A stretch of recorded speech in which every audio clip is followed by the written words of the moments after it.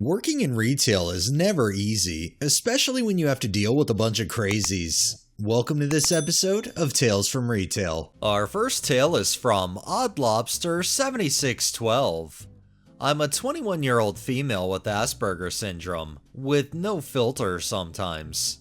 So I work at a popular retail store in the UK. This story took place about 3 days ago. A couple and their 1-year-old son came into the store, and about 20 minutes later, they come over to my till. Also, bearing in mind that this was at 7 o'clock in the evening on a windy, cold November night. While I was getting their items scanned through, the mother leaves the store to get into their car, while the father and their 1-year-old son stays, and the dad sorts out the items. Eventually, the gentleman handed me 8 packets of paracetamol. For some context, in the UK, we can only sell 2 paracetamol per transaction. By the way, customers can't just say, "Oh, put through another transaction." In any retail store, this is store policy in the UK, and it is a government law.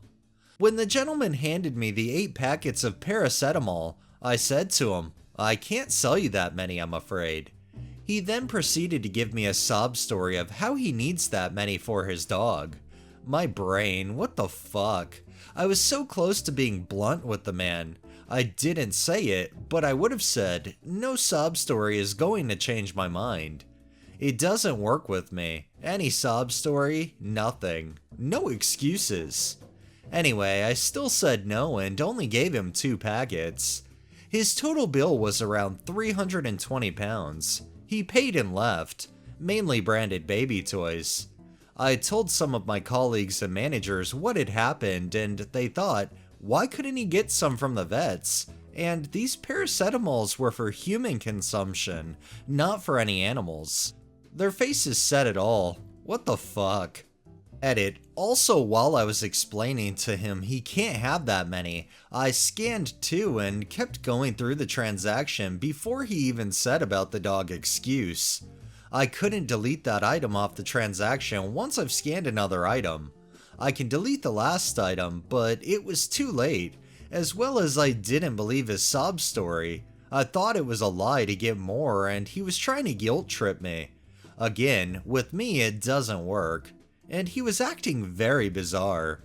The fact that you were able to see all of that, call it out, I think that's good on you, especially what if they were somebody from the government trying to catch stores selling more than they should. I'm glad that you did your job, and I agree 100% with your managers. Why couldn't they go to the vet and get them there? This next tale is by The Ask You One. I had an interesting encounter today. I'm still taken aback. I was at the customer service desk when this lady comes up to me and hands me a can of tuna fish. "Hi, would you check the date on this? Is it expired?" "Yes, ma'am, it's expired. Has been for a couple years, actually. May I ask when you bought it? Was it recently? Of course we'll refund you if that's the case." "Oh no, I bought it years ago, but I just found it as I was deep cleaning the pantry." "In this case, I'm sorry. I won't be able to refund you, I'm afraid."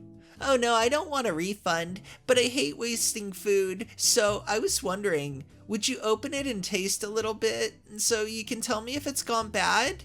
"No, sorry. I'm not going to do this, ma'am." "Would another employee? I really hate to throw food away." "No, I don't think any of us wants to risk food poisoning for you. Why don't you taste it yourself?" "Oh, I figured you would be able to tell if it was still good. Never mind. I'll ask my husband. Thanks anyway." And she went. I have to say, she was polite the whole time. Some people are just something else. I definitely agree that customer was something else. In the end though, I have to feel bad for her husband, who seems like they're gonna be a lab rat for that tuna. This next tale is from Bermuda. After telling this on Discord, I got the great idea to post this here. So, over a summer 1 year ago, I worked at a grocery store. Decent job, whatever. I was in the front end, so I was near customer service, and got a lot of customer service questions if I was working near the doors, which I usually was. So one day, probably mid-June, this one dude walks in. I'm 6'5" and this guy's taller than me. Way taller. Probably 7 foot. He's in a 3-piece straight suit out of Mad Men and has got his hair slicked the hell back with some kind of old school hair grease. He looks like some kind of office executive. He also reeked of weed. Like, he would walk in and the entire store would smell of weed for 5 minutes until it dissipated. Every night, 9:30 p.m. on the dot, he'd come in. He'd audibly go, "Hey, you guys do bank transfers here, right?" We'd go, "Yeah, but the customer service closed at 6, so you can't do any right now. Sorry."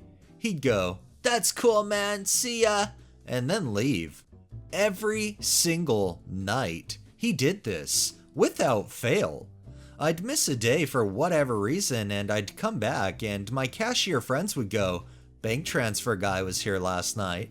One night, probably late August, I'm working, and to my surprise, he comes in and says the same phrase again.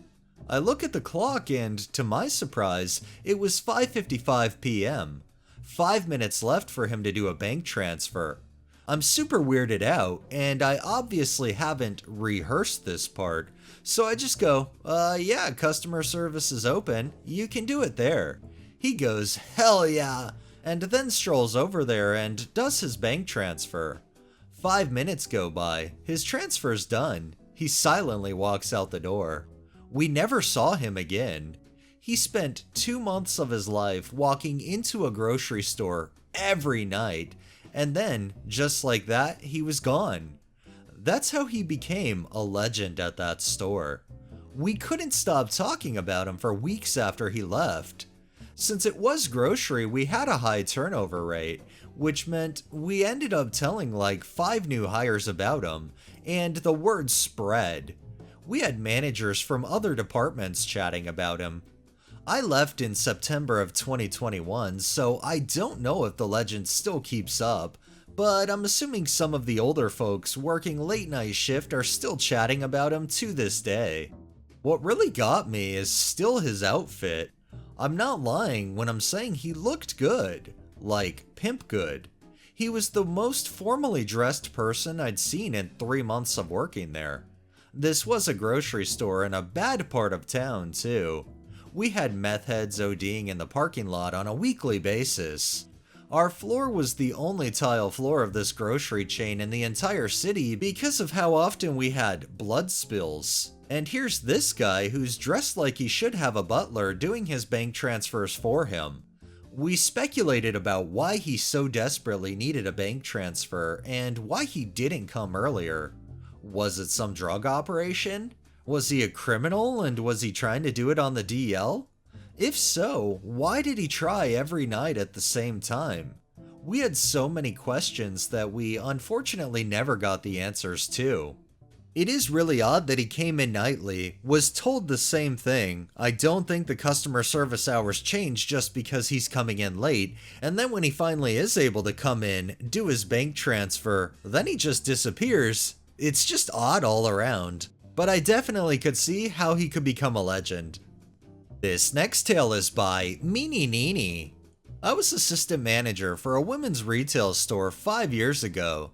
The last customer before my lunch break bought a pair of jeans. She wanted to wear them out of the store, so after I handed them to her, she went to the fitting room to put them on and I went back to eat my lunch. A sales lead comes to the back and says, "Where did you put that lady's jeans?" I'm extremely confused because I definitely handed them to her. Why would I take a customer's jeans that they paid for? I leave my lunch break and go talk to the woman. She is sticking her head out of the fitting room door since she has her pants off, apparently waiting for me to bring her the jeans. I searched the entire store for the jeans for 10 to 15 minutes and can't find them anywhere.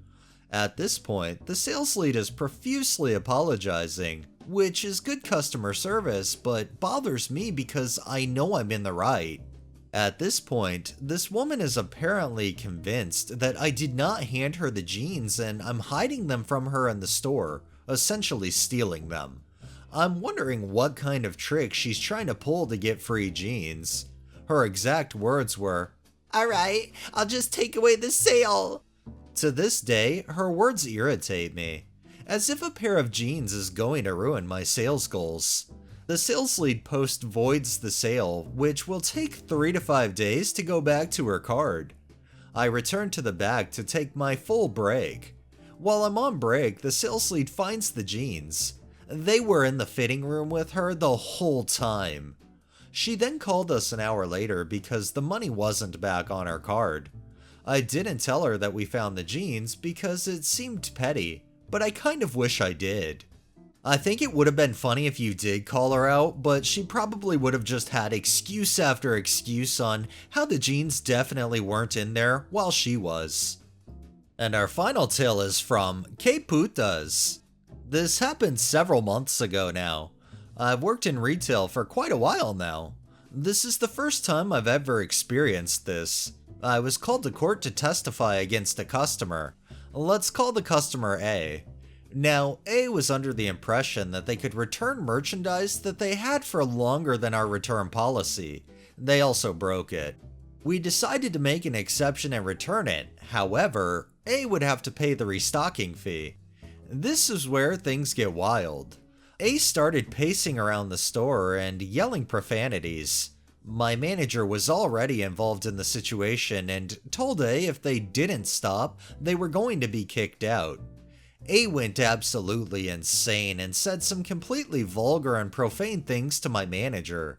Meanwhile, other customers were just watching and listening. This includes a child around 8.